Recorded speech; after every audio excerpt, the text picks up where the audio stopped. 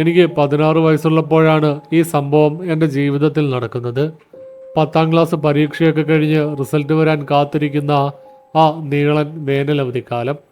ഇന്നത്തെ പോലെ മൊബൈൽ ഫോണോ ഇൻ്റർനെറ്റോ ഒന്നുമില്ലാത്ത കാലമാണ്. എങ്ങനെയെങ്കിലും നേരം വെളുത്ത് കിട്ടിയാൽ മതി. വൈകുന്നേരം വരെ തൊടിയിലും പറമ്പിലുമൊക്കെയായി നടക്കാം.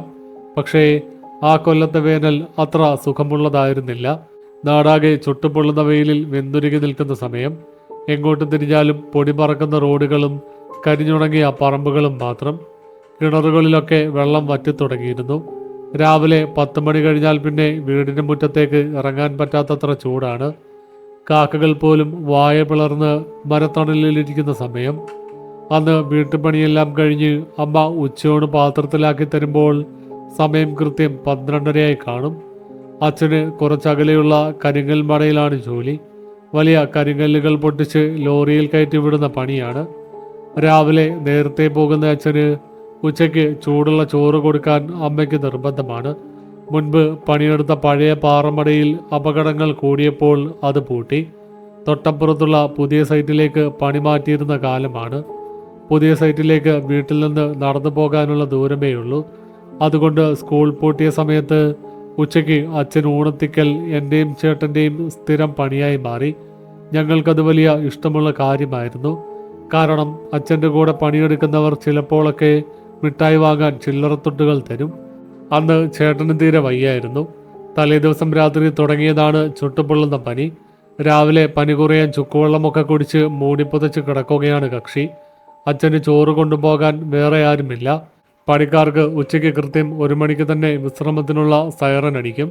അതിനു മുൻപ് ചോറവിടെ എത്തണം. വെയിലത്ത് പോകാൻ മടിയുണ്ടായിരുന്നെങ്കിലും അച്ഛൻ ചോറും കാത്ത് വിശന്നിരിക്കുന്നതോർത്തപ്പോൾ ഞാൻ ഒറ്റയ്ക്ക് തന്നെ പോകാമെന്ന് തീരുമാനിച്ചു. അമ്മ ചോറും മീൻകറിയും തോരനുമൊക്കെയായി അലൂമിനിയത്തിൻ്റെ ആ 3 തട്ടുള്ള ചോറ്റുപാത്രത്തിൽ നിറച്ചു തന്നു.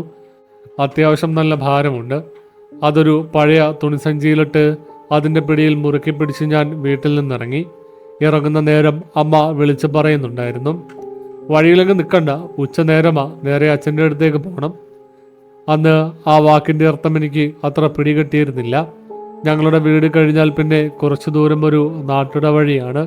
ആ ഇടവഴി കഴിഞ്ഞ് വേണം പാറമടയിലേക്കുള്ള വഴിയിലേക്ക് കയറാൻ.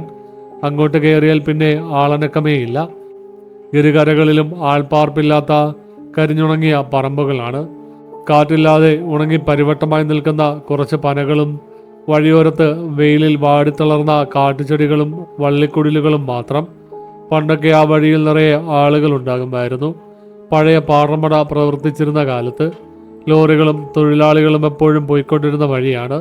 പക്ഷേ പഴയ കോറി അടച്ചുപൂട്ടിയതോടെ ആ വഴിയെ ആരും വരാതെയായി.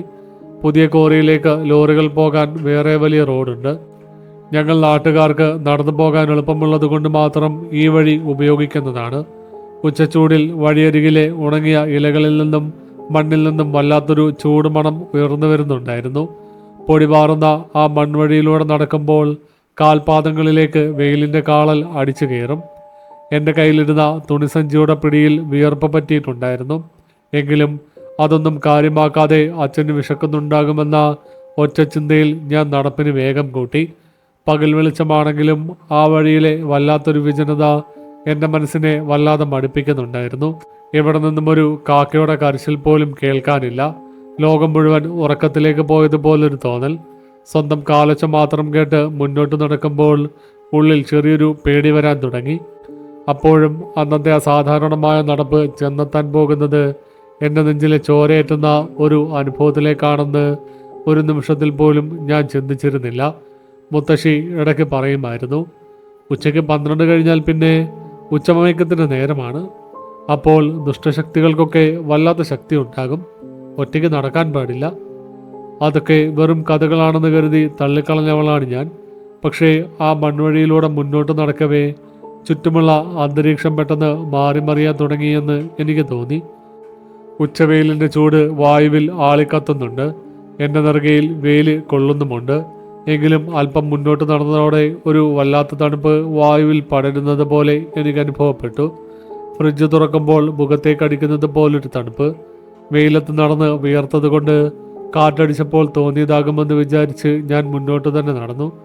പക്ഷേ കാറ്റൊട്ടും ഉണ്ടായിരുന്നില്ല. മരങ്ങളിലെ ഒരില പോലും അനങ്ങുന്നുണ്ടായിരുന്നില്ല.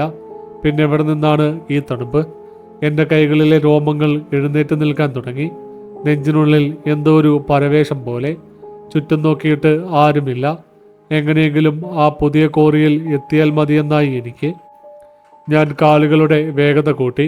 വഴിയുടെ മുന്നിലുള്ള ഒരു വലിയ വളവ് തിരിഞ്ഞാൽ കാണുന്നത് ആ ഉപേക്ഷിക്കപ്പെട്ട പഴയ പാറമടക്കുളമാണ്.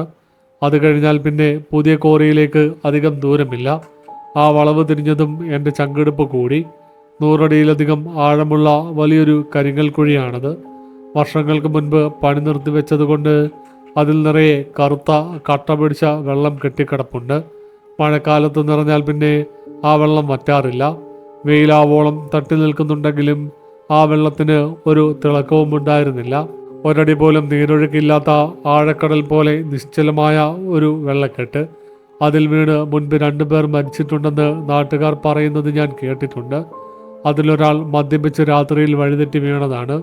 മറ്റൊരാളുടെ കഥ എനിക്ക് കൃത്യമായി അറിയില്ലായിരുന്നു. ഉച്ചനേരത്ത് ആ കുളത്തിൻ്റെ പരിസരത്ത് പോലും നിൽക്കരുതെന്ന് മുത്തശ്ശി എപ്പോഴും മുന്നറിയിപ്പ് തരാറുള്ളത് എൻ്റെ മനസ്സിലേക്ക് ഓടിയെത്തി.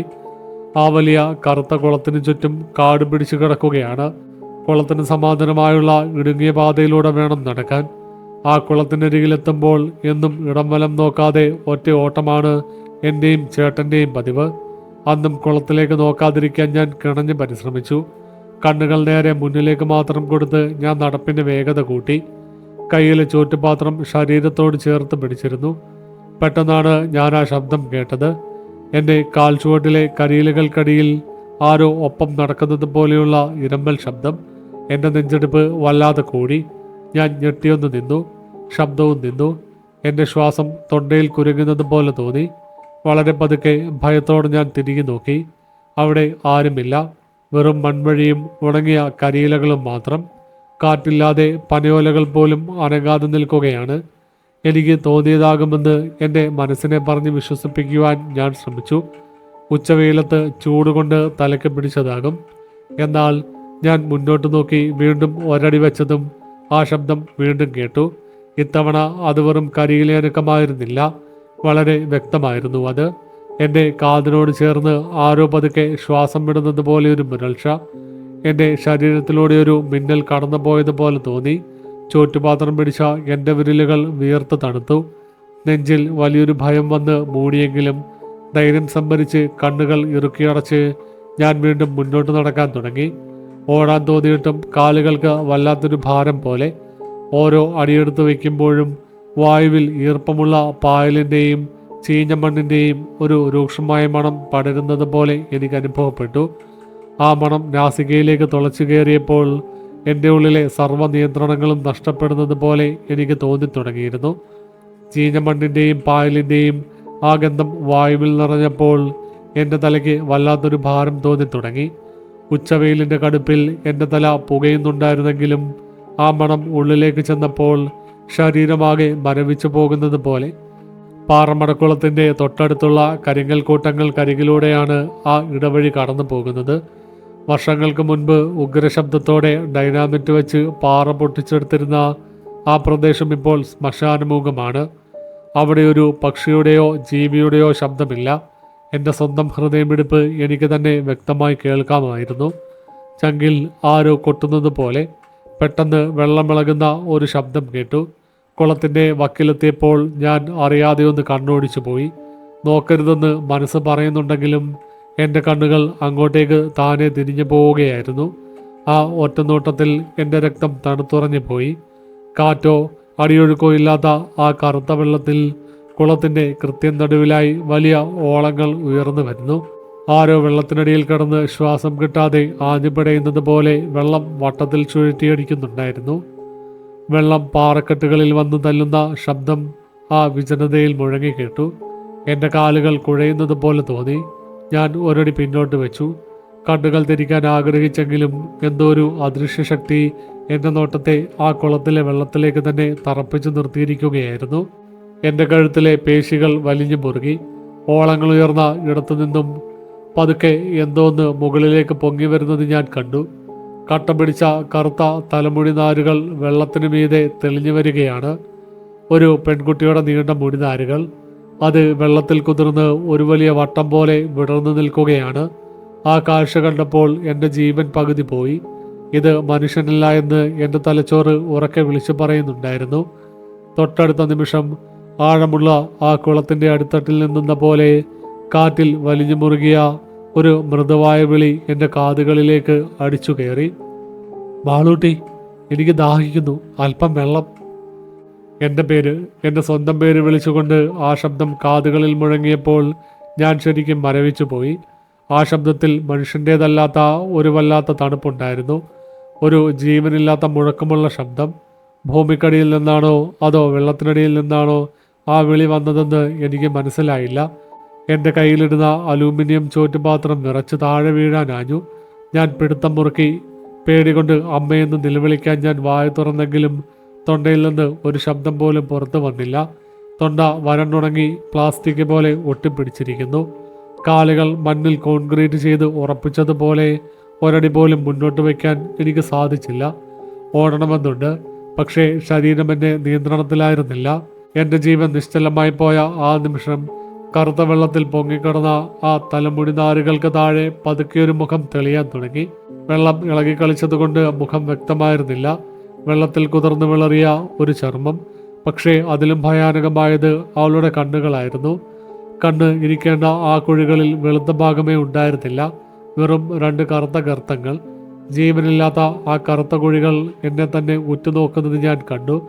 ആ നോട്ടം എൻ്റെ ആത്മാവിലേക്ക് തുളച്ചു കയറുന്നത് പോലെ എനിക്ക് തോന്നി. പെട്ടെന്ന് ആ കുളത്തിലെ വെള്ളം ഒന്നുകൂടി ആഞ്ഞടിച്ച് പൊങ്ങി. ആ കറുത്ത രൂപം വെള്ളത്തിന് മുകളിലേക്ക് എഴുന്നേറ്റ് വരുന്നത് പോലെ എനിക്ക് തോന്നി. അരയോളം വെള്ളത്തിന് മുകളിൽ അവൾ ഉയർന്നു നിന്നു. മനുഷ്യൻ്റേതല്ലാത്ത ആ രൂപം പാറക്കെട്ടുകളിലൂടെ പതുക്കെ കരയിലേക്ക് കയറി വരികയാണ്. വെള്ളത്തിൽ കുതിർന്ന വസ്ത്രങ്ങൾ ശരീരത്തോട് ഒട്ടിപ്പിടിച്ചിട്ടുണ്ട്. എൻ്റെ കണ്ണ് ഇരുണ്ടു പോകുന്നത് പോലെ തോന്നി. ചുറ്റുമുള്ളതൊന്നും ഞാൻ കാണുന്നില്ല. ആ കറുത്ത കണ്ണുകൾ മാത്രം എന്നെ തുറിച്ചു നോക്കുന്നു. ആ പാത്രം ദാ, എനിക്ക് വിശക്കുന്നു. അതേ മുഴക്കമുള്ള ശബ്ദം വീണ്ടും ഉയർന്നു കേട്ടു. ആ ശബ്ദം കേൾക്കുമ്പോൾ എൻ്റെ ശരീരമാകെ ഒരു 1000 സൂചികൾ ഒന്നിച്ച് കുത്തിയിറക്കുന്നത് പോലത്തെ വേദന തോന്നി. ആ രൂപത്തിൻ്റെ കൈകൾ എൻ്റെ നേർക്ക് നീണ്ടു വരുമ്പോൾ അതിലെ വിരലുകളുടെ അഗ്രങ്ങൾ കൂർത്ത നഖങ്ങൾ പോലെ കറുത്തിരുന്നത് ഞാൻ പേടിയോടെ കണ്ടു. അവളുടെ ശരീരത്തിൽ നിന്നും ആ പായലിൻ്റെയും ചീഞ്ഞ മണ്ണിൻ്റെയും ദുർഗന്ധം എൻ്റെ മൂക്കിലേക്ക് ഇരച്ചു കയറുന്നുണ്ടായിരുന്നു. എനിക്ക് ശ്വാസം മുട്ടാൻ തുടങ്ങി. എനിക്ക് മരിക്കാൻ പോവുകയാണെന്ന് ഉറപ്പായി. ശ്വാസമെടുക്കാൻ പോലും കഴിയാതെ ഞാൻ കണ്ണുകൾ ഇറുകെ അടച്ചു. ദൈവാധീനം കൊണ്ട് കയ്യിലിരുന്ന ചോറ്റുപാത്രം താഴെ വീണില്ല. തൊട്ടടുത്ത നിമിഷം ആ ഭയാനകമായ രൂപം എൻ്റെ തൊട്ടരികിൽ എൻ്റെ മുഖത്തോട് ചേർന്ന് എത്തിയതായി എനിക്ക് തോന്നിപ്പോയി. അതിൻ്റെ ശരീരത്തിൽ നിന്നുള്ള കൊടുന്തണുപ്പ് എൻ്റെ ദേഹത്തേക്ക് ആഞ്ഞടിക്കുകയാണ്. ഞാൻ കണ്ണടച്ച് നിന്നതുകൊണ്ട് അത് എന്ത് ചെയ്യുകയാണെന്ന് എനിക്ക് കാണാൻ കഴിഞ്ഞില്ല. പക്ഷേ ആ തണുപ്പും ദുർഗന്ധവും എൻ്റെ ചുറ്റും വരിഞ്ഞു മുറുക്കുന്നത് ഞാൻ അറിഞ്ഞു. എൻ്റെ ഹൃദയം പണിമുടക്കാൻ പോവുകയാണെന്ന് തോന്നി. ഞാൻ പൂർണ്ണമായും ബോധം കെടുമെന്ന അവസ്ഥയിലായി. മാളൂട്ടി, ഇതെന്താ മോളെ ഇവിടെ ഇങ്ങനെ നിൽക്കുന്നത്? ഏതോ ദൂരത്തു നിന്ന് ഇടിമുഴക്കം പോലെ ഉയർന്ന ആ ശബ്ദം എൻ്റെ കാതുകളിൽ അലയടിച്ചു. അത് അച്ഛൻ്റെ കൂടെ പണിയെടുക്കുന്ന കുമാരേട്ടൻ്റെ ശബ്ദമായിരുന്നു. എനിക്ക് വളരെ പരിചിതമായ ആ നാടൻ വിളി. ആ വിളി എൻ്റെ ജീവിതത്തിലേക്കുള്ള തിരിച്ചുവരവായിരുന്നു എന്ന് പറയാം. ആ ശബ്ദം കേട്ടതും എൻ്റെ ചുറ്റുമുണ്ടായിരുന്ന ആ തണുപ്പും ദുർഗന്ധവും ഒറ്റയടിക്ക് ഇല്ലാതെയായി. ഞാൻ ഞെട്ടിത്തെറിച്ച് കണ്ണു തുറന്നു. വായുവിലേക്ക് ആഞ്ഞു വലിച്ച് ശ്വാസമെടുത്ത് ഞാൻ ചുറ്റും നോക്കി. എൻ്റെ മുന്നിൽ ആരുമുണ്ടായിരുന്നില്ല. ആ ഭയാനകമായ രൂപം എങ്ങോട്ടോ അപ്രത്യക്ഷമായിരിക്കുന്നു. ഞാൻ വേഗം കുളത്തിലേക്ക് നോക്കി. പാറമടക്കുളത്തിലെ വെള്ളം പതിവ് പോലെ കറുത്ത നിശ്ചലമായി കിടക്കുന്നു. ഒരു ചെറിയ ഓളം പോലുമില്ല. ഒന്നും സംഭവിച്ചിട്ടില്ലാത്തതുപോലെ. ഞാൻ വിയർത്തു കുളിച്ച് വിറയ്ക്കുന്ന കാലുകളോടെ കുളക്കരയിലെ ആ മൺവഴിയിൽ തളർന്നു പോയിരുന്നു. എൻ്റെ ജീവൻ തിരികെ കിട്ടിയത് ഇപ്പോഴാണ്. ഞാൻ നിന്ന് വിറയ്ക്കുകയാണ്. കുമാരേട്ടൻ തോളിൽ കിടന്ന തോർത്തും കൊണ്ടെടുത്ത് മുഖത്തെ വിയർപ്പ് തുടച്ചുകൊണ്ട് എൻ്റെ അടുത്തേക്ക് ഓടിയെത്തി. പുള്ളി എന്തോ ആവശ്യത്തിനായി പുതിയ കോരയിൽ നിന്നും പുറത്തേക്ക് വന്നതായിരുന്നു. നീ എന്താ മോളെ ഈ പാറമടക്കുളത്തിൻ്റെ വക്കിൽ പേടിച്ചവരോട് തറഞ്ഞു നിൽക്കുന്നത്? ഉച്ചവെയിൽ തട്ടി തല കറങ്ങിയതാണോ? നിന്റെ മുഖം വല്ലാതെ വിളറിയിട്ടുണ്ടല്ലോ. കുമാരേട്ടൻ ആകുലതയോടെ ചോദിച്ചു. എനിക്ക് മറുപടി പറയാൻ കഴിഞ്ഞില്ല. എൻ്റെ ചുണ്ടുകൾ വരണ്ടുണങ്ങി ഒട്ടിപ്പോയിരുന്നു. എന്താണ് പറയേണ്ടതെന്നോ എങ്ങനെ പറയണമെന്നോ എനിക്കറിയില്ലായിരുന്നു. വിറയ്ക്കുന്ന വിരലുകളോടെ ഞാൻ ആ കറുത്ത വെള്ളക്കെട്ടിലേക്ക് ഒന്ന് ചൂണ്ടി. ശബ്ദം പുറത്തേക്ക് വരാൻ കൂട്ടാക്കിയില്ല. അവിടെ ആ നിമിഷം വല്ലാത്തൊരു നിശബ്ദത മാത്രമായിരുന്നു. എൻ്റെ വിരൽ ചൂണ്ടിയത് കണ്ടിട്ട് കുമാരേട്ടൻ കുളത്തിലേക്ക് നോക്കി. പിന്നെ എൻ്റെ മുഖത്തെ വിളറിയ ഭാവവും കയ്യിൽ വിറയ്ക്കുന്ന ചോറ്റുപാത്രവും കണ്ടപ്പോൾ പുള്ളിക്ക് കാര്യം മനസ്സിലായതുപോലെ വലിയൊരു ദീർഘനിശ്വാസം വിട്ടു. കുമാരേട്ടൻ്റെ മുഖത്തും പെട്ടെന്നൊരു ഗൗരവം വന്നു. ചുറ്റും വന്ന് നോക്കിയിട്ട് പുള്ളി എൻ്റെ അടുത്തേക്ക് വന്നു. കുമാരേട്ടൻ എൻ്റെ മുഖത്തേക്ക് തന്നെ നോക്കി നിന്നു. എൻ്റെ പേടിയും വിറയലും കണ്ടിട്ട് പുള്ളിക്കെല്ലാം മനസ്സിലായിരുന്നു. ഉച്ചപ്പൊക്കത്തിൽ ഈ പാറമടക്കുളത്തിൻ്റെ കരയിൽ നിൽക്കരുതെന്ന് വീട്ടിലുള്ളവർ നിനക്ക് പറഞ്ഞു തന്നിട്ടില്ലേ? കുമാരേട്ടൻ പതുക്കെ ചോദിച്ചു. 10 വർഷം മുൻപ് ഒരു വേനൽക്കാലത്താണ് ഇവിടെ പണി നിർത്തി വെച്ചത്. അന്ന് ഇവിടുത്തെ ഒരു തൊഴിലാളിയുടെ മകൾ, നിന്റെ അത്രയും പോലും പ്രായമില്ലാത്ത ജാനകിക്കുട്ടി, അവൾ ഈ കുളത്തിൽ വീണുപോയതാ. ആഴവും ചെളിയും കാരണം അവളെ പുറത്തെടുക്കാൻ പോലും പറ്റിയില്ല. ഫയർഫോഴ്സ് വന്നിട്ടും ഒന്നും നടന്നില്ല. അവൾ അവിടെ തന്നെയാണ്. അത് പറയുമ്പോൾ കുമാരേട്ടൻ്റെ ശബ്ദത്തിലും ഒരു നേരിയ വിറയലുണ്ടായിരുന്നു. പുള്ളിക്ക് ഈ സ്ഥലം അത്ര പിടിക്കാത്തതാണെന്ന് ആ മുഖത്ത് നിന്ന് വ്യക്തമായിരുന്നു. അത് കേട്ടപ്പോൾ എൻ്റെ തലയിലൂടെ ഒരു മിന്നൽ പോയതുപോലെ തോന്നി. ആ കറുത്ത കുഴികളുള്ള കണ്ണുകൾ എൻ്റെ മനസ്സിലേക്ക് വീണ്ടും ഓടിയെത്തി. ജാനകിക്കുട്ടി, അവളാണോ എന്നോട് വെള്ളം ചോദിച്ചത്, വിശക്കുന്നുവെന്ന് പറഞ്ഞത്? എൻ്റെ കൈകളിലെ വിറയൽ വീണ്ടും കൂടി. കുമാരേട്ടൻ വേഗം എൻ്റെ കയ്യിൽ ചോറ്റുപാത്രം വാങ്ങി എൻ്റെ കയ്യിൽ മുറുകെ പിടിച്ചു. വാ മോളെ, ഇനി ഇവിടെ നിൽക്കണ്ട. അച്ഛനവിടെ ഭക്ഷണവും കാത്തു നിൽക്കുന്നുണ്ട്. നേരം ഒരുപാടായി. കുമാരേട്ടൻ്റെ കൂടെ നടക്കുമ്പോഴും എൻ്റെ ഉള്ളിലെ നടുക്കം മാറിയിരുന്നില്ല. ആ ചുട്ടുപൊള്ളുന്ന ഉച്ചവെയിലിലും എനിക്ക് വല്ലാതെ തണുക്കുന്നുണ്ടായിരുന്നു. എൻ്റെ പല്ലുകൾ കൂട്ടിയിടിക്കുന്ന ശബ്ദം എനിക്ക് തന്നെ കേൾക്കാമായിരുന്നു. വഴിയിലുടനീളം ആ പെൺകുട്ടിയുടെ അടിയൊഴുക്ക് പോലെയുള്ള വിളിയും അവളുടെ ആ കറുത്ത ഗർത്തം പോലെയുള്ള കണ്ണുകളുമായിരുന്നു എൻ്റെ മനസ്സിൽ. അവളിപ്പോഴും എൻ്റെ പുറകിൽ വരുന്നുണ്ടോ എന്ന് പേടിച്ച് ഞാൻ തിരികെ നോക്കാൻ പോലും ധൈര്യപ്പെട്ടില്ല. അച്ഛൻ നിൽക്കുന്ന പുതിയ കോറി സൈറ്റിലേക്ക് എത്തിയപ്പോഴും എൻ്റെ ബോധം പകുതി മറിഞ്ഞതുപോലെയായിരുന്നു. ഞാൻ മറ്റൊരു ലോകത്തെത്തിയതുപോലെ. എന്തൊക്കെയോ ചുറ്റും നടക്കുന്നുണ്ട്, പക്ഷേ ഒന്നും എനിക്ക് വ്യക്തമാകുന്നില്ല. ദൂരെ നിന്ന് തന്നെ കരിങ്കല്ലുകൾ പൊട്ടിക്കുന്ന യന്ത്രങ്ങളുടെ ശബ്ദവും തൊഴിലാളികളുടെ ബഹളവും കേട്ടപ്പോഴാണ് എനിക്ക് ശരിക്കും ജീവൻ തിരിച്ചു കിട്ടിയതുപോലെ തോന്നിയത്. അവിടുത്തെ പൊടിയും ചൂടും ശബ്ദവും എന്നെ തിരികെ യാഥാർത്ഥ്യത്തിലേക്ക് കൊണ്ടുവന്നു. എന്തു പറ്റി മാളൂട്ടി, ഇന്നെന്താ നീ ഒറ്റയ്ക്ക്? അവനോടെ പനിയാണോ അവന്? ചോറ്റുപാത്രവും കാത്തു നിന്ന അച്ഛനെൻ്റെ വിളറിയ മുഖം കണ്ട് വേഗമോടിയെത്തി. എൻ്റെ മുഖം കണ്ടിട്ട് അച്ഛനെന്തോ പന്തികേട് തോന്നിയിരുന്നു. കയ്യിലിരുന്ന തുണിസഞ്ചി കുമാരേട്ടൻ അച്ഛന് കൈമാറി. ഞാനൊന്നും മിണ്ടാനാകാതെ അച്ഛൻ്റെ അടുത്തേക്ക് ചേർന്ന് നിന്നു. കണ്ണിൻ്റെ കോണിൽ നിന്നും അറിയാതെ കണ്ണുനീർത്തുള്ളികൾ താഴെ വീണു. എത്ര അടക്കി പിടിച്ചിട്ടും എനിക്ക് സങ്കടം സഹിക്കാൻ കഴിഞ്ഞില്ല. ഏയ് ഒന്നുമില്ലളിയാ, ഉച്ചച്ചൂടിൽ ഒറ്റയ്ക്ക് നടന്നു വന്നതുകൊണ്ടാവും. മോൾക്ക് വല്ലാത്ത തളർച്ച. ഞാൻ പുറത്തേക്ക് പോകുമ്പോൾ ആ പഴയ പാറമടക്കുളത്തിൻ്റെ കരയിൽ പേടിച്ചു നിൽക്കുമായിരുന്നു. കുമാരേട്ടൻ കാര്യങ്ങൾ അച്ഛനോട് ചുരുക്കി പറഞ്ഞു. കൂടെയുള്ള മറ്റു തൊഴിലാളികൾ ഉടൻ തന്നെ ഓടി വന്ന് പ്ലാസ്റ്റിക് കുപ്പിയിലുണ്ടായിരുന്ന തണുത്ത വെള്ളം എനിക്ക് കുടിക്കാൻ തന്നു. കുറച്ച് വെള്ളം മുഖത്ത് തളിച്ചു തന്നു. മുഖത്ത് വെള്ളം വീണപ്പോൾ എനിക്കല്പം ആശ്വാസം തോന്നി. ജീവൻ പൂർണ്ണമായും തിരികെ കിട്ടിയതുപോലെ. ഞാൻ നടന്ന കാര്യങ്ങളൊന്നും ആരോടും പറയാൻ പോയില്ല. പറഞ്ഞാൽ അവർ വിശ്വസിക്കുമോ എന്ന് എനിക്ക് ഉറപ്പില്ലായിരുന്നു. അച്ഛൻ കല്ലിൻ്റെ തണലിലിരുന്ന് ചോറ്റുപാത്രം തുറക്കുമ്പോഴും എൻ്റെ മനസ്സ് ആ പഴയ കുളക്കരയിലായിരുന്നു. ഞാൻ കേട്ട ആ ശബ്ദവും കണ്ട കാഴ്ചകളും വെറും തോന്നലായിരുന്നില്ല എന്ന് എൻ്റെ ഉള്ളം അടിവരയിട്ട് പറയുന്നുണ്ടായിരുന്നു. ആ തണുപ്പും മണവും ഇപ്പോഴും എൻ്റെ മൂക്കിലുണ്ടായിരുന്നു. ഊണ് കഴിഞ്ഞ് പാത്രവും കഴുകി തിരികെ വീട്ടിലേക്ക് പോകാൻ സമയമായപ്പോൾ അച്ഛൻ എന്നെ തനിച്ചു വിടാൻ തയ്യാറായില്ല.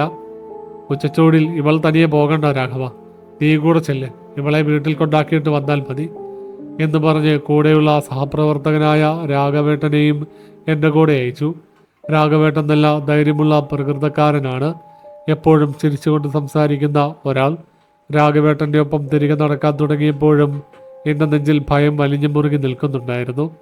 കാരണം വീട്ടിലെത്തണമെങ്കിൽ ആ പാതയിലൂടെ വീണ്ടും നടക്കണം. വീണ്ടും ഞങ്ങൾ എത്തിച്ചേരാൻ പോകുന്നത് അതേ പഴയ പാറമടക്കുളത്തിൻ്റെ അരികിലേക്കാണ്. അതോർത്തപ്പോൾ തന്നെ എൻ്റെ കാലുകൾ വിറയ്ക്കാൻ തുടങ്ങി. ഉച്ചച്ചൂടിന് അപ്പോഴും വലിയ കുറവൊന്നുമുണ്ടായിരുന്നില്ല. വഴിയോരത്തെ കരിമനകൾ അപ്പോഴും ആകാശത്തേക്ക് വിരൽ ചൂണ്ടി അനക്കമില്ലാതെ നിൽക്കുന്നു. രാഘവേട്ടൻ വഴിയിലുടനീളം നാട്ടുവിശേഷങ്ങളും കോറിയിലെ പണികളെക്കുറിച്ചുമൊക്കെ സംസാരിച്ചുകൊണ്ട് മുന്നേ നടന്നതുകൊണ്ട് മാത്രമാണ് എനിക്ക് അല്പമെങ്കിലും ധൈര്യം കിട്ടിയത്. പുള്ളി കൂടെയുള്ളത് കൊണ്ട് അവൾ വരില്ല എന്ന് ഞാൻ വെറുതെ വിശ്വസിച്ചു. ഞാൻ രാഘവേട്ടൻ്റെ തൊട്ടുപിറകിലായി ഒട്ടും അകലം പാലിക്കാതെ നടന്ന് ഞങ്ങൾ വീണ്ടും ആ പഴയ പാറമടക്കുളത്തിൻ്റെ അരികിലെത്തി. എൻ്റെ നെഞ്ചെടുപ്പ് പഴയതിനേക്കാൾ ഇരട്ടിയായി. ശ്വാസം മുട്ടുന്നത് പോലെ തോന്നി. രാഘവേട്ടൻ അത് വലിയ കാര്യമാക്കാതെ എന്തൊക്കെയോ സംസാരിച്ചുകൊണ്ട് മുന്നോട്ട് നീങ്ങുകയാണ്. പുള്ളി വെള്ളത്തിലേക്ക് നോക്കുന്നതേയില്ല. ഞാൻ കണ്ണുകൾ മുറുക്കിയടച്ച് കുളത്തിലേക്ക് നോക്കില്ല എന്ന് ഉറപ്പിച്ചു നടന്നു. എങ്കിലും നമ്മളൊരു കാര്യം ചെയ്യരുതെന്ന് വിചാരിച്ചാൽ നമ്മുടെ മനസ്സ് അത് തന്നെ ചെയ്യുമല്ലോ. കുളത്തിൻ്റെ കൃത്യം നടുക്കെത്തിയപ്പോൾ എൻ്റെ കണ്ണുകൾ അറിയാതെ ആ കറുത്ത വെള്ളക്കെട്ടിലേക്ക് നീണ്ടുപോയി. ആ സമയം അവിടെ ഒരു അനക്കവും ഉണ്ടായിരുന്നില്ല. വെള്ളം തികച്ചും നിശ്ചലമായി ഒരു വലിയ കറുത്ത കണ്ണാടി പോലെ കിടക്കുന്നു. കാറ്റില്ല, ശബ്ദമില്ല. എങ്കിലും ഞാൻ നടപ്പിൻ്റെ വേഗത കൂട്ടി. ആ കുളത്തെ വേഗം മറികടക്കാൻ തുനിഞ്ഞപ്പോൾ ആ വെള്ളത്തിലെ പ്രതിബിംബത്തിലേക്ക് എൻ്റെ കണ്ണുകൾ ഉടക്കിപ്പോയി. ഉച്ചവെയിലിൻ്റെ തിളക്കത്തിൽ വെള്ളത്തിൽ തെളിഞ്ഞു കാണേണ്ടത് എൻ്റെയും രാഘവേട്ടൻ്റെയും നിഴലുകളായിരുന്നു. ഞങ്ങൾ രണ്ടുപേരും വക്കിലൂടെ നടന്നു പോകുമ്പോൾ ഞങ്ങളുടെ രൂപം അതിൽ കാണാമായിരുന്നു. എന്നാൽ ആ കാഴ്ച കണ്ട് ഞാൻ ശരിക്കും നിലവിളിച്ചു പോയി.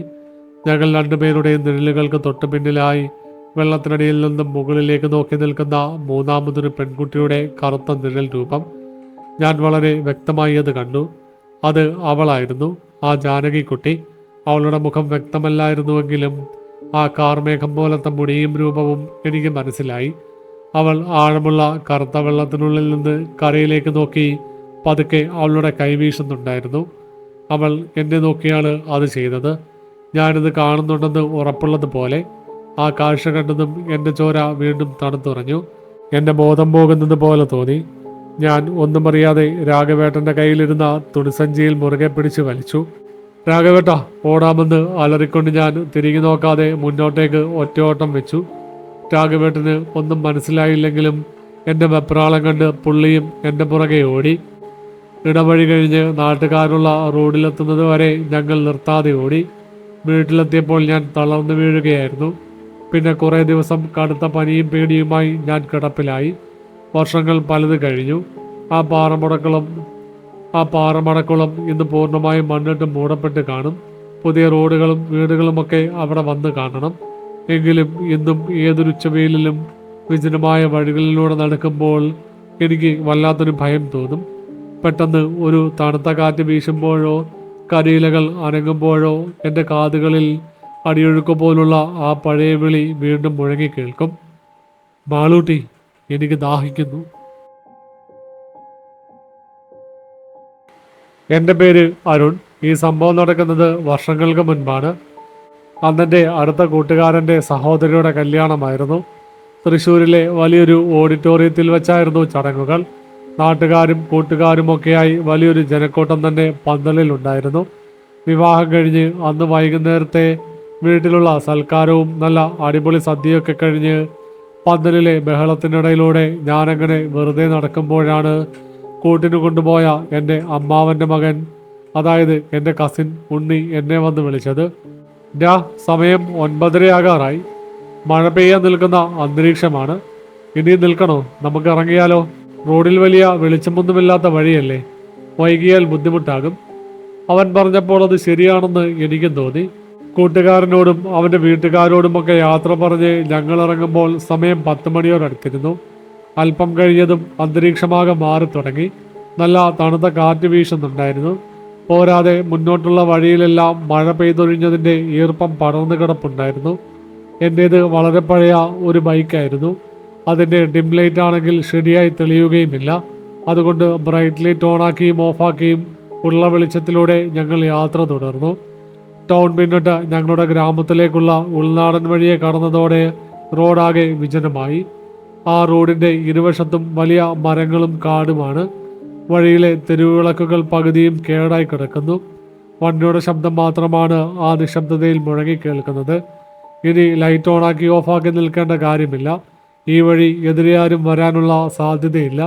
ഞാൻ ലൈറ്റ് ഓണാക്കി തന്നെ ഇട്ടു. തണുത്ത കാറ്റ് അപ്പോഴും വീശിയടിക്കുന്നുണ്ടായിരുന്നു. രാത്രി യാത്രയല്ലേ, ഇതൊക്കെ സ്വാഭാവികമെന്ന് കരുതി ഞങ്ങൾ അതത്ര കാര്യമാക്കിയില്ല. നമ്മളാ പഴയ ഓടിട്ട വീടിൻ്റെ മുന്നിലൂടെയല്ലേ പോകുന്നത്? പുറകിലിരുന്ന ഉണ്ണി പതുക്കെ ചോദിച്ചു. ആ ചോദ്യം കേട്ടതും എൻ്റെ കൈകൾ അറിയാതെ തന്നെ ബൈക്കിൻ്റെ ഹാൻഡിലിൽ ഒന്നമർന്നു. ആ വീട്ടിലേക്കുള്ള വഴി അടുക്കാറായിരുന്നു. ആ പഴയ ഓടിട്ട വീടിനെ കുറിച്ചുള്ള ഓർമ്മകൾ മനസ്സിലേക്ക് ഇരച്ചു കയറിയപ്പോൾ എൻ്റെ ഉള്ളിലൂടെ ഒരു മിന്നൽ പിണർ പാഞ്ഞുപോയി. 10-15 വർഷങ്ങൾക്ക് മുൻപ് ആ നാട്ടിലെ തന്നെ ഏറ്റവും പ്രൗഢിയുള്ള വീടുകളിലൊന്നായിരുന്നു അത്. വലിയ മുറ്റവും അതിനു ചുറ്റും തണൽ വിരിച്ചു നിൽക്കുന്ന മാവുകളും പ്ലാവുകളും, പിന്നെ തലയുയർത്തി നിൽക്കുന്ന ആ പഴയ ഓടിട്ട തറവാട്. പക്ഷേ ആ വീടിൻ്റെ സന്തോഷവും ഐശ്വര്യവും എന്നേക്കുമായി ഒടുങ്ങിയത് അവിടുത്തെ മുകളിലത്തെ നില പുതുക്കിപ്പണിയാൻ തുടങ്ങിയ ആ നിർഭാഗ്യകരമായ ദിവസത്തിലായിരുന്നു. അന്ന് വീടിൻ്റെ ദ്രവിച്ച ഓടുകൾ മാറ്റി പുതിയതിടുന്ന പണിയായിരുന്നു. പണിക്കാരനായ വിജയൻ ചേട്ടനായിരുന്നു മേൽക്കൂരയിൽ. നാട്ടുകാർക്കൊക്കെ വലിയ പ്രിയമുള്ള അധ്വാനിയായ ഒരു മനുഷ്യൻ. എന്നാൽ ഉച്ചയോടടുത്ത് പെട്ടെന്ന് ആകാശത്ത് കാർമേഘങ്ങൾ ഇരുണ്ടുകൂടുകയും നേരിയ ചാറ്റൽ മഴ പെയ്യാൻ തുടങ്ങുകയും ചെയ്തു. ഓടിന് മുകളിലെ പണി വേഗത്തിലാക്കാൻ ശ്രമിക്കുന്നതിനിടയിൽ നനഞ്ഞ ഓടിൽ വിജയൻ ചേട്ടൻ കാൽവഴുതി യാതൊരു താങ്ങുമില്ലാതെ ഉയരത്തിൽ നിന്ന് അദ്ദേഹം താഴേക്ക് പതിച്ചു. വീടിനുള്ളിൽ കൂട്ടിയിട്ടിരുന്ന ഇരുമ്പ് ദണ്ടിലേക്കായിരുന്നു ആ വീഴ്ച. തലയോട്ടി തകർന്ന് തറയിലേക്ക് ചോര പടർന്നിറങ്ങി. ആശുപത്രിയിൽ എത്തിക്കുന്നതിന് മുൻപ് തന്നെ വിജയൻ ചേട്ടൻ്റെ പ്രാണൻ പോയിരുന്നു. ആ മുറ്റത്ത് ചിതറിത്തെറിച്ച ചോരപ്പാടുകൾ കഴുകിക്കളയാൻ ദിവസങ്ങളെടുത്തു. പക്ഷേ ആ സംഭവത്തോടെ ആ വീട്ടിൽ വീണ ഇരുട്ട് മാത്രം മാഞ്ഞതേയില്ല. വിജയൻ ചേട്ടൻ്റെ ദാരുണമായ അന്ത്യത്തിനു ശേഷം ആ വീട്ടിൽ അസാധാരണമായ കാര്യങ്ങൾ സംഭവിക്കാൻ തുടങ്ങി. പാതിരാത്രികളിൽ മുകളിലത്തെ ഓടിന് മുകളിലൂടെ ആരോ നടക്കുന്ന ശബ്ദം, തിണ്ണയിൽ നിന്നുള്ള നെടുവീർപ്പുകൾ, ഇരുട്ടിൽ ആരുടെയൊക്കെയോ അവ്യക്തമായ രൂപങ്ങൾ. പേടിച്ചിരണ്ട ആ വീട്ടുകാരൊടുവിൽ വീട് പൂട്ടി താക്കോലും കൊണ്ട് ദൂരെയുള്ള ബന്ധുവീട്ടിലേക്ക് താമസം മാറി. അതിനുശേഷം കാലങ്ങളോളം ആ ഓടിട്ട വീട് ആൾ താമസമില്ലാതെ അങ്ങനെ കിടന്നു. ചുറ്റും കാട് കയറി. അതോടെ ആ വീടിൻ്റെ ഭീകരത വർദ്ധിച്ചു. കണ്ടാൽ തന്നെ ഭയപ്പെടുത്തുന്ന അന്തരീക്ഷമായി അവിടമാകെ. അങ്ങനെ ഇരിക്കുമ്പോഴാണ് ആ വീടിൻ്റെ ഉടമസ്ഥരുടെ അകന്ന ബന്ധുവായ ഉണ്ണിയേട്ടനും കുടുംബവും ആ വീട്ടിലേക്ക് താമസം മാറി വരുന്നത്. പോയ ആളുകൾ പോയി, ജീവിച്ചിരുന്നവർക്ക് ജീവിക്കണ്ടേ? പഴയ സംഭവങ്ങളൊക്കെ ഓർത്ത് പേടിച്ചിരുന്നാൽ പറ്റുമോ? ഉണ്ണിയേട്ടൻ്റെ ചോദ്യം അതായിരുന്നു. അധികം വൈകാതെ വീടും മുറ്റവുമൊക്കെ വൃത്തിയാക്കി അവരവിടെ താമസം തുടങ്ങി. ആ പരിസരത്ത് ചൈതന്യമൊക്കെ വന്നു തുടങ്ങി. അങ്ങനെ ആദ്യത്തെ കുറച്ച് മാസങ്ങൾ യാതൊരു കുഴപ്പവുമില്ലാതെ കടന്നുപോയി. നാടൊന്നാകെ കരുതി ആ വീടിനെ ചുറ്റിപ്പറ്റിയുള്ള ഭീതി ഒഴിഞ്ഞു പോയെന്ന്. പക്ഷേ വിധി മറ്റൊന്നായിരുന്നു. ഒരു രാത്രിയിൽ യാതൊരു രോഗലക്ഷണങ്ങളും ഇല്ലാതിരുന്ന ഉണ്ണിയേട്ടന് പെട്ടെന്ന് കടുത്ത നെഞ്ചുവേദന അനുഭവപ്പെട്ടു. നിലവിളിക്കാൻ പോലും ശബ്ദം പുറത്തു വരാതെ അദ്ദേഹം കിടന്ന് പിടഞ്ഞു. വീട്ടുകാരുണർന്ന് വെപ്രാളത്തോടെ ആശുപത്രിയിലേക്ക് എത്തിക്കാൻ നോക്കിയപ്പോഴേക്കും ഉണ്ണിയേട്ടൻ്റെ ജീവൻ പോയി കഴിഞ്ഞിരുന്നു. വിജയൻ ചേട്ടൻ്റെ ദാരുണമായ അന്ത്യം നടന്ന അതേ മുറിയിൽ വെച്ച് തന്നെ ഉണ്ണിയേട്ടനും മരിച്ചു എന്ന സത്യം അറിഞ്ഞതോടെ നാടൊന്നാകെ വീണ്ടും ഞെട്ടി. ആ വീട് കേവലം ഒരു കെട്ടിടമല്ല എന്നും മരണത്തിൻ്റെ കറുത്ത നിഴൽ വീണ ഒരിടമാണെന്നും ആളുകൾ ഉറപ്പിച്ചു. പേടിച്ചിരണ്ട കുടുംബം പിറ്റേന്ന് തന്നെ ആ വീടൊഴിഞ്ഞു പോയി. അതിനുശേഷം ആ വീടിൻ്റെ വാതിലുകൾ വീണ്ടും പൂട്ടി. ആ പൂട്ടിയിട്ട ഓടിട്ട വീടിന് മുന്നിലെ വളവിലേക്കാണ് ഇപ്പോൾ ഞങ്ങളുടെ ബൈക്ക് അടുത്തുകൊണ്ടിരിക്കുന്നത്. ഞാൻ വെറുതെയെങ്കിലും ബൈക്കിൻ്റെ സ്പീഡ് കൂട്ടി. ആ വീടിന് മുന്നിലെ വളവിലേക്ക് അടുക്കും തോറും വായുവിന് എന്തോ ഒരു ഭാരം കൂടുന്നത് പോലെ എനിക്ക് തോന്നി. മഴ പെയ്തൊഴിഞ്ഞ കാറ്റിന് ഇപ്പോഴും വെറും ഒരു കുളിർമ മാത്രമല്ല, അതിലപ്പുറം എന്തോ ഒരു പഴകിയ അടഞ്ഞ മുറിയുടെ നാറ്റമുണ്ടായിരുന്നു. ഇതുവരെ പലതവണ ഈ വഴിയിലൂടെ പോയിട്ടുണ്ടെങ്കിലും ആദ്യമായിരുന്നു അങ്ങനെ ഒരു അനുഭവം. വണ്ടി കുറച്ചുകൂടി വേഗത്തിൽ വിട്, എനിക്കെന്തോ പേടിയാകുന്നു. പുറകിലിരുന്ന കസിനുണ്ണി എൻ്റെ തോളിൽ ശക്തിയായി അമർത്തി പിടിച്ചുകൊണ്ട് പറഞ്ഞു. അവൻ്റെ ശബ്ദത്തിൽ വിറയൽ വ്യക്തമായിരുന്നു. ഒന്നും സംഭവിക്കില്ലടാ. ഉള്ളിലെ ഭയം മറച്ചു വെച്ച് ഞാൻ അവനെ ആശ്വസിപ്പിക്കുവാൻ ശ്രമിച്ചു. ഇനി എന്തെങ്കിലും പ്രശ്നമുണ്ടെങ്കിൽ തന്നെ അത് ആ വീടിനുള്ളിലല്ലേ, നമ്മൾ പുറത്ത് ഈ വഴിയിലല്ലേ ഉള്ളത്, ഞാൻ പറഞ്ഞു. കാരണം അന്നേ വരെ ആ വീടുമായി ബന്ധപ്പെട്ട് നാട്ടിൽ പടർന്ന കഥകളിലെല്ലാം ആ വീടിനുള്ളിലാണ് കുഴപ്പം. എന്തായാലും ആ വാക്ക് ഫലം കണ്ടു. അവനൽപ്പം ധൈര്യമായി. എൻ്റെ തോളിൽ ശക്തിയായി പതിച്ച കൈകളയഞ്ഞപ്പോൾ ഞാൻ ഊഹിച്ചു. ആ സമാധാനത്തോടെ ഞാൻ മുന്നോട്ട് നോക്കി. റോഡിലെ മങ്ങിയ വെളിച്ചം അവസാനിക്കുന്നിടത്താണ് ആ പഴയ ഓടിട്ട വീട്. ഉമ്മറത്ത് വള്ളിപ്പടർപ്പുകളും കാടും കയറി മൂടിയിരിക്കുന്നു. കാടുകൾക്കിടയിലൂടെ വീടിൻ്റെ പഴകിയ കരിങ്കൽ തിണ്ണ തെളിഞ്ഞു കണ്ടു. പൂട്ടിക്കിടക്കുന്ന പ്രധാന വാതിലിന് മുകളിലായി പകുതി തകർന്ന ഓടുകൾക്കിടയിലൂടെ ഇരുട്ട് തളം കെട്ടി നിൽപ്പുണ്ട്. ഞാൻ ബൈക്ക് ആ വളവിലേക്ക് തിരിച്ചതും ഹെഡ്ലൈറ്റിൻ്റെ വെളിച്ചം ആ വീടിൻ്റെ ഉമ്മറത്തെ പൂമുഖത്തേക്ക് നേരെ ചെന്ന് പതിച്ചു. ആ നിമിഷം എൻ്റെ നെഞ്ചിലൂടെ ഒരു മിന്നൽ പിണർ പാഞ്ഞു പോയി. കാലുകൾ അറിയാതെ ബൈക്കിൻ്റെ ബ്രേക്കിൽ അമർന്നു. ആ വിജനമായ പൂട്ടിക്കിടക്കുന്ന വീടിൻ്റെ കൽത്തണ്ടയിൽ ആരോ ഒരാൾ ഇരിപ്പുണ്ട്. വെളുത്ത മുണ്ടും ഷർട്ടും ധരിച്ച്, രണ്ട് കൈകളും കാൽമുട്ടുകളിൽ വെച്ച് തണുത്തുറഞ്ഞ മട്ടിൽ ഒരാളിരിക്കുന്നു. തല താഴ്ത്തിപ്പിടിച്ചാണ് ഇരിപ്പ്. ആളനക്കമില്ലാത്ത പേടി സ്വപ്നം പോലെ കിടക്കുന്ന ആ വീട്ടിൽ ഈ പാതിരാത്രിയിൽ ആരാണിരിക്കുന്നത്? നീ അത് കണ്ടോ? ഉണ്ണിയുടെ വിറക്കുന്ന ശബ്ദം എൻ്റെ ചെവിക്കടുത്ത് കേട്ടു. ബൈക്കിൻ്റെ ഹെഡ്ലൈറ്റിൻ്റെ വെളിച്ചത്തിൽ ആ രൂപത്തിൻ്റെ നിഴൽ കൽത്തണ്ടയിലെ ഭിത്തിയിലേക്ക് നീണ്ടു നിവർന്ന് കിടപ്പുണ്ടായിരുന്നു. ഞാനും ഉണ്ണിയും അനങ്ങാൻ പോലും കഴിയാതെ ആ തിണ്ടയിലേക്ക് നോക്കി തന്നെ നിന്നു. കൽത്തണ്ടയിലിരിക്കുന്ന ആ രൂപം ഒന്ന് അനങ്ങിയതുപോലെ തോന്നി. പതുക്കെ, വളരെ പതുക്കെ ആ രൂപം തലയുയർത്തി. ബൈക്കിൻ്റെ ലൈറ്റിൻ്റെ വെളിച്ചം ആ മുഖത്തേക്ക് കൃത്യമായി പതിച്ചു. ആ മുഖം കണ്ടതും എൻ്റെ ഉള്ളിലെ ചോര പോലും തണുത്തുറഞ്ഞു പോയി. അത് ഉണ്ണിയേട്ടൻ തന്നെയായിരുന്നു. മരിച്ചുപോയ അതേ ഉണ്ണിയേട്ടൻ. പക്ഷേ ആ കണ്ണുകൾ വളരെ വിചിത്രമായിരുന്നു. കണ്ണുകൾ വെളുത്ത് കൃഷ്ണമണികൾ വലിഞ്ഞ് തികച്ചും നിർവികാരമായ അഗാധമായ ഇരുട്ട് ആ കണ്ണുകളിൽ നിറഞ്ഞു നിൽക്കുകയായിരുന്നു. മുഖത്താകെ ഒരു വെട്ടിവിളറിയ വെളുപ്പ്. കവിളുകൾ ഉള്ളിലേക്ക് ഒട്ടിപ്പോയിരുന്നു. ആ ചുണ്ടുകൾ പതുക്കെ അനങ്ങുന്നുണ്ട്, എന്തോ പറയാൻ ശ്രമിക്കുന്നത് പോലെ. പക്ഷേ ആ വായിൽ നിന്നും യാതൊരു ശബ്ദവും പുറത്തു വന്നില്ല. ഉണ്ണിയേട്ടൻ്റെ ആത്മാവ് ഞങ്ങളെ തന്നെ നിർവികാരമായി തുറിച്ചു നോക്കിക്കൊണ്ടിരുന്നു. ആ രൂപത്തിന് ചുറ്റും കറുത്ത നിഴൽ പോലെയുള്ള ഒരു പുക പടർന്നു നിൽക്കുന്നുണ്ടായിരുന്നു. ചുറ്റുമുള്ള വായുവിൽ പെട്ടെന്നൊരു ചീഞ്ഞ പഴകിയ രക്തത്തിൻ്റെ അഴുകിയ ഗന്ധം പടരാൻ തുടങ്ങി. വണ്ടി എടുക്കടാ, അത് ഉണ്ണിയേട്ടനാണ്, വണ്ടി വിടടാ. ഉണ്ണി എൻ്റെ പുറകിലിരുന്ന് പേടിച്ചരണ്ട് തൊണ്ട പൊട്ടി നിലവിളിച്ചു. എൻ്റെ കൈകൾ ഭയം കൊണ്ട് വിറയ്ക്കാൻ തുടങ്ങി. ബൈക്കിൻ്റെ ആക്സിലേറ്റർ കൊടുക്കാൻ നോക്കിയതും പേടി കാരണം എൻ്റെ കാൽ വിറച്ച് ഗിയർ മാറി വണ്ടി ഒരൊറ്റ ഉലച്ചിലൂടെ ഓഫായിപ്പോയി. ആ വിജനമായ വഴിയിൽ ആകെ ഇരുട്ടായി. ഇനി ബൈക്കിൻ്റെ ഹെഡ്ലൈറ്റ് ഇല്ല, ഒപ്പം പൂർണ്ണമായ നിശബ്ദതയും. ആകാശത്തെ കറുത്ത മേഘങ്ങൾക്കിടയിലൂടെ നേരിയ നിലാവെളിച്ചം മാത്രം കാട് കയറിയ ആ മുറ്റത്തേക്ക് വീഴുന്നുണ്ടായിരുന്നു. തൊട്ടടുത്തിരിക്കുന്ന ആളുടെ ശ്വാസകോശത്തിലെ വിറയൽ പോലും വ്യക്തമായി കേൾക്കാവുന്നത്ര ഭയാനകമായ നിശബ്ദത. ആ ചീഞ്ഞൊഴുകിയ നാറ്റം കൂടുതൽ ശക്തിയായി വായുവിൽ പടരാൻ തുടങ്ങി. പ്ലീസ് സ്റ്റാർട്ടാക്കടാ. ഉണ്ണി എൻ്റെ ചുമലിൽ പിടിച്ച് കെഞ്ചുകയായിരുന്നു. ആ സമയം അവൻ്റെ വിറയ്ക്കുന്ന ശബ്ദം തൊണ്ടയിൽ കുടുങ്ങിപ്പോകുന്നുണ്ടായിരുന്നു. എൻ്റെ കൈ കാൽമുട്ടിലെ വിറയലിലൂടെ കിക്ക് ലിവറിലേക്ക് നീണ്ടു. ഞാൻ ബൈക്ക് കിക്ക് ചെയ്യാൻ ശ്രമിച്ചു. പക്ഷേ ഭയം കൊണ്ട് എൻ്റെ കാലുകൾക്ക് ശക്തിയില്ലാത്തതുപോലെ തോന്നി. ലിവറിൻ്റെ ശബ്ദം മാത്രമാണ് ഉയർന്നത്. വണ്ടി സ്റ്റാർട്ടാകുന്നില്ല. അപ്പോഴേക്കും ആ ശബ്ദം കേട്ടു. പഴയ കൽത്തണ്ടയിൽ നിന്ന് ആരോ എഴുന്നേൽക്കുന്ന ശബ്ദം. കല്ലുകളിൽ കാലുകൾ ഉരയുന്ന ഒച്ച. ഞാൻ അറിയാതെ കണ്ണുകൾ തിരിച്ചു. ഇരുണ്ട നിലാവെളിച്ചത്തിൽ ആ കാഴ്ച വ്യക്തമായിരുന്നു.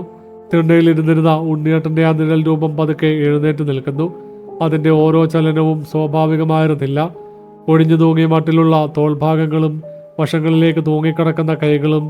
ഏറ്റവും ഭയാനകമായ കാര്യം, ആ രൂപം മുറ്റത്തേക്ക് പടിയിറങ്ങുമ്പോൾ സാധാരണ പ്രേതങ്ങളെപ്പോലെ വായുവിലൂടെ ഒഴുകി വരികയായിരുന്നില്ല. മനുഷ്യന്മാർ നടക്കുന്നത് പോലെ അത് നടന്നു വരികയായിരുന്നു. അത് പൂമുഖത്ത് നിന്നും താഴേക്കിറങ്ങി.